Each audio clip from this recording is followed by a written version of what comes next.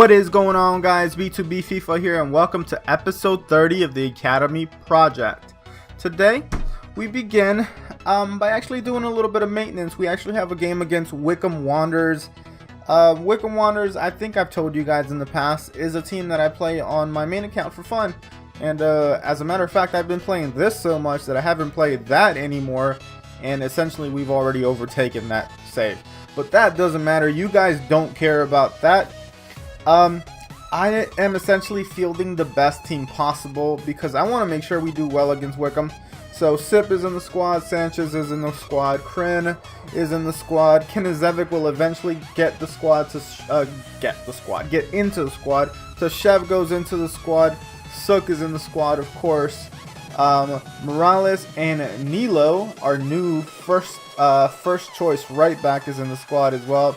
Shaw's on the bench because you know we need him.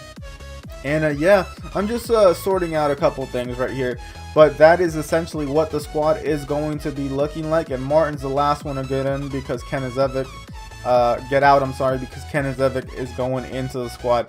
But yes, boys, I'm just gonna head and make sure my bench is strong. Santoro goes into the bench, Shaw is in the bench, Sun is on the bench.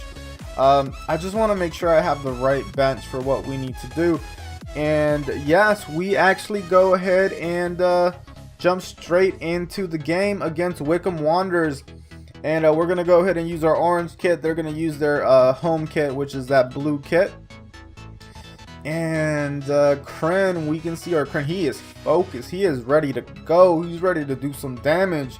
So that's why he's so intent on this game. But right here, Sip is on the ball.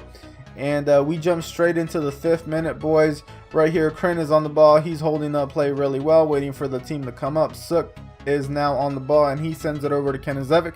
Kenizevic looks in, sends it to Suk. Suk sends it to Krin. Krin gets into the box, takes a shot, and puts it into the back of the net. Yes, boys, our boy Krin is just doing Krin stuff. He is holding it down. I mean, he's a stud. The boy is a stud, and he's making a point. And right here, Wycombe Wanderers is on the ball. This is their very first opportunity of the game in the 13th minute. They hold up play really well right now. They send it into Bean. Bean does his dirty. He gets a really good shot. But yes, we have a keeper in net. And Cooper is doing big boy work right there. Akin Fenwell recovers the ball for them. Sends it over to Rowe to Harriman. Harriman, he can't see anything because Morales is just holding him up really well right there. But it goes back to Jumbati. Jumbati right here has the ball. He's looking for something, trying to find a good pass. We almost take it away, and it just bounces back to them. But they get another opportunity, which hits the side netting. Lucky for us, that didn't go into the back of the net. But it's the 42nd minute right here.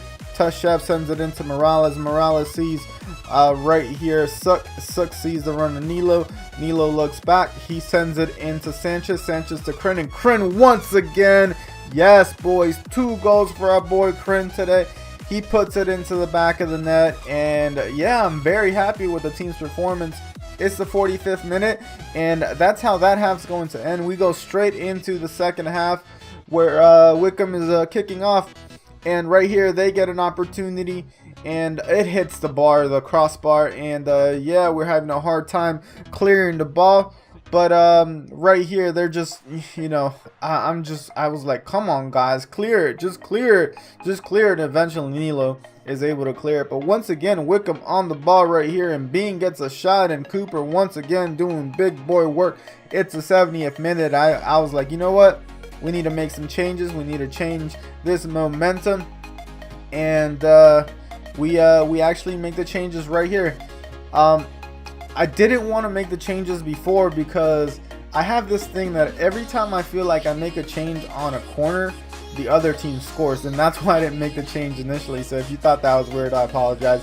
But right here, Suk, Santoro, and Strachan go in because I want to go ahead and make sure I keep this lead and also have some firepower up top. But right here, our boy Shaw sends it into Sip to Krin, and Krin sees the run of Shaw, and Shaw, fresh legs, feeling good, finesses it into the back of the net. And yes, boys, look at that.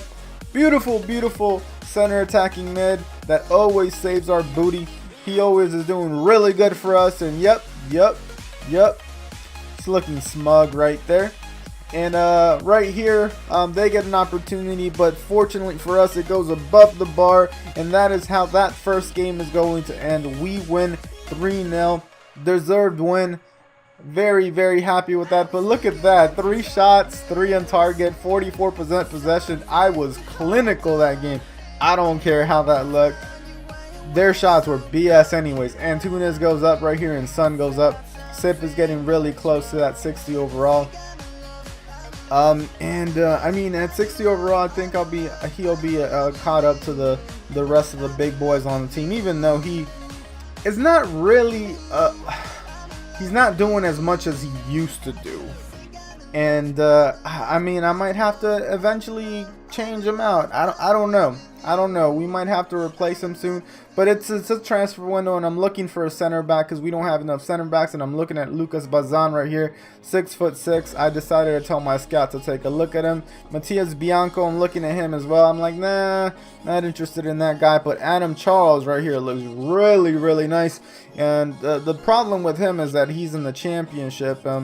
He's probably not getting any game time right now, but it'll be really difficult to get him. There is another one that I was looking at as well. I believe is another Argentine. Not 100% sure. We'll see him soon here. But yeah, you'll see him right there. No, that's not the guy. There's another guy though. I remember because I saved 3 on my short list. It wasn't that guy either. There was another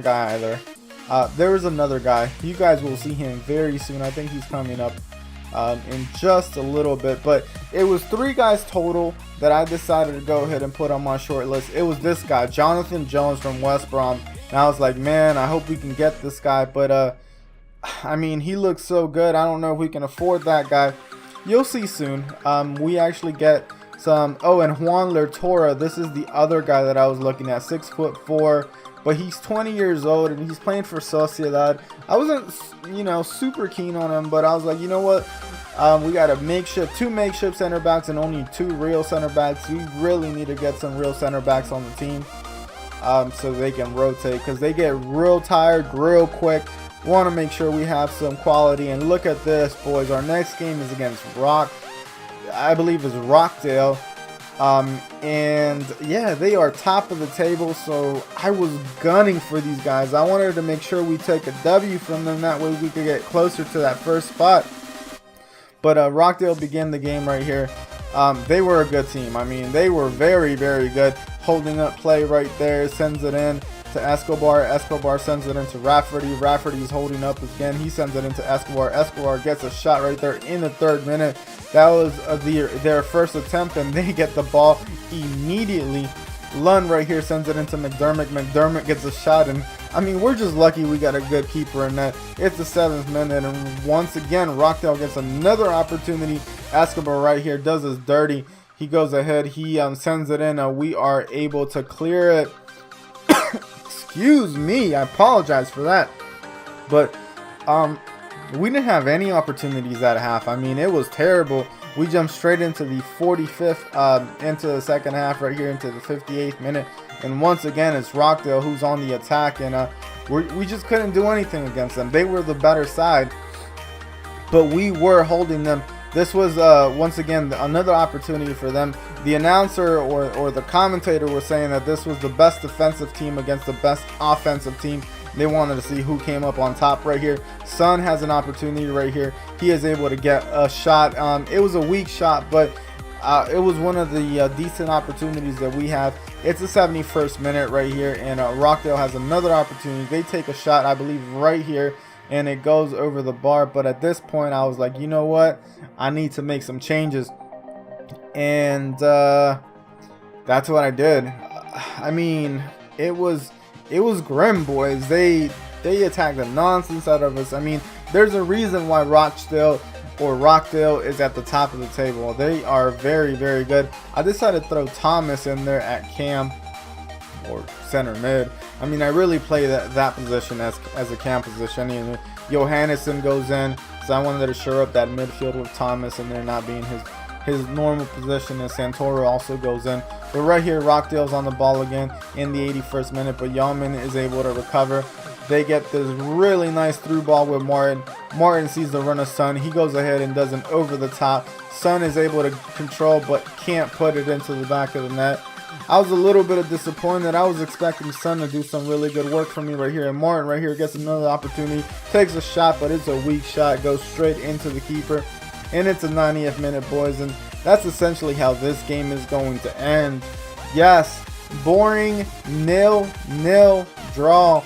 But you know what? We got a point out of that, and it was against the league leaders. They were an awesome team, and yeah, I mean, they basically dominated us. So I can't be upset about that. You can see it right here. I mean, it looked like an even game in the end, but honestly, they dominated us. And right here, looking at 3 guys I put on my short list: Adam Charles, Jonathan Jones, and Juan Latorre right there.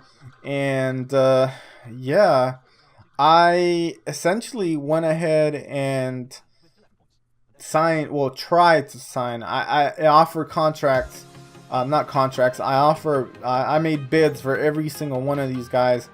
As you can see, Derby County got back to me right there, and I'm basically getting ready for the next game. I'm letting Amison go because I need a defender, and we have a full squad, and I can't go ahead and sign anyone with a full squad. So I mean, I'm only gonna sign one of these guys.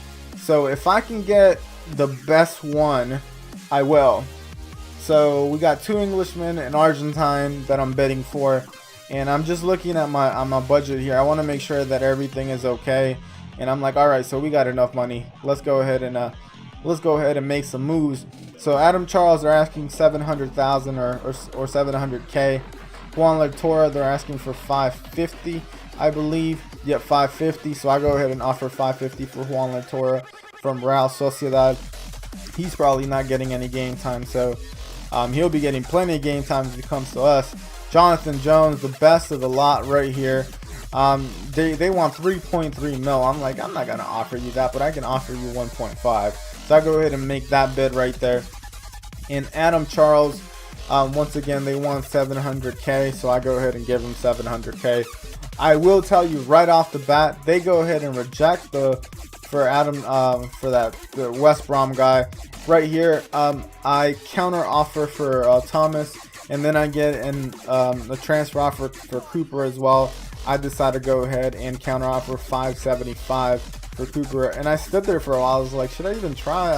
I was scared that they might say yes, but the truth is we got 2 awesome keepers just sitting on the bench who are just as good. And I mean, McNeil's already better than Cooper and overall. So right here, I'm already sorting out my squad, and we're gonna jump into the next game. And the next game is an FA Cup game against Walsall. It's still not a knockout game, so I believe that's Nilo, if I'm not mistaken. I love his haircut. I mean, he's got a pretty awesome haircut. But yeah, so it's against Walsall. I believe Walsall is in League 1 or Championship. I'm not 100% sure. I really don't care. But I felt like we were better than them. And you'll see right here, Crin is on the ball. He gets it over to Sip. Sip gets a really good opportunity, but it gets blocked by the keeper. Crin recovers the ball. He sends it into Sanchez. Sanchez holds up really well, and they are finally able to get it out of the box. And it's the 20th minute. Excuse me, once again. And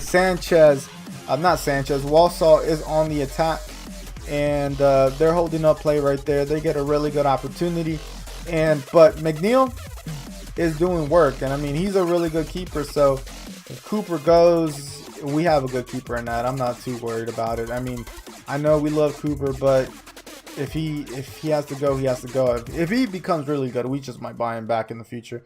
I don't know.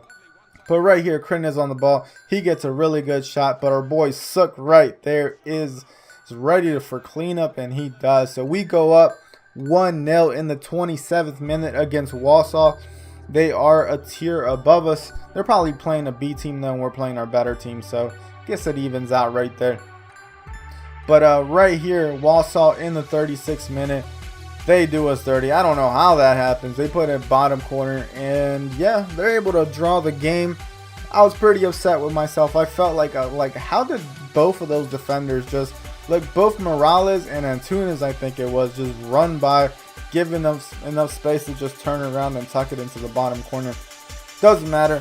It's a 44th minute, and right here Walsall once again gets another opportunity, and Nilo is trying his very best to stop him, and he eventually does, because they have to go back. So right here Suk is trying to take the ball from this Bakayoko guy, and dude is huge, and Suk is not strong enough to get him off the ball. But right here Nilo once again trying to stop it, but that goes wide. And lucky for us, that didn't go in, so we go straight into the second half.